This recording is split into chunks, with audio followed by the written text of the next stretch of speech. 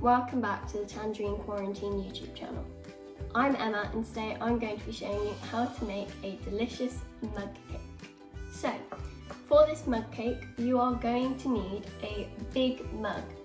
Now, I didn't use a very big mug, so mine started to overflow, so try and use the biggest mug you have, which is microwave safe. And the ingredients you're going to need are 2 tablespoons of self-raising flour, 1 tablespoon of cocoa powder, 2 tablespoons of caster sugar, an egg, a tablespoon and 1 teaspoon of milk, a teaspoon of sunflower oil, and some vanilla extract. So let's start making our mug cake. First you add the flour, then you add the caster sugar, and then the cocoa powder. Then you crack your egg into the mug, and then mix that together. It will then start to look something like this. It won't fully mix in because you haven't got your liquids in yet.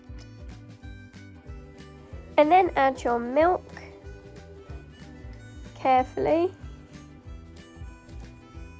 And add your sunflower oil. And then stir it until it all comes together just like this.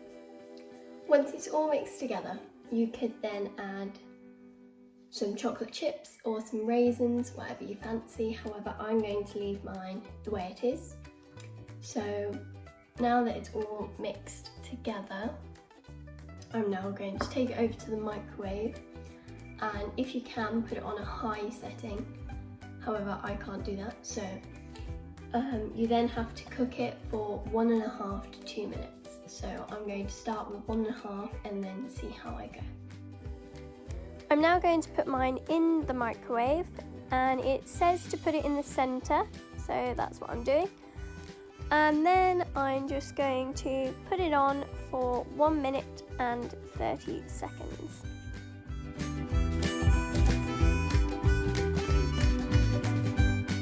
Once you take your mug out of the microwave, be careful because it may be hot.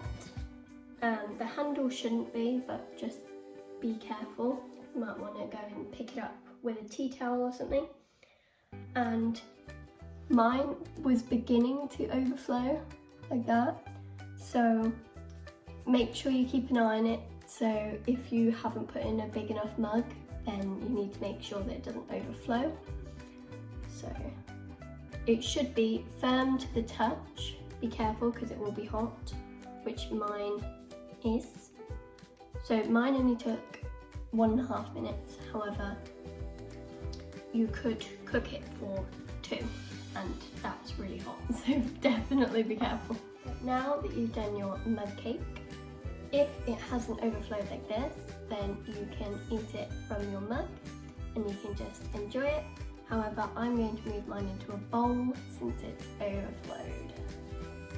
And there we go, I now have a mug cake in a bowl. The recipe we use today is from How to Cook, which is run by a lady called Steph. And if you want to find any more recipes just like this one, then go follow her on Instagram at How to Cook Worcester. So guys, I hope you enjoyed making your mug cake, and if you did, give this video a thumbs up and subscribe to our YouTube channel for more videos like this.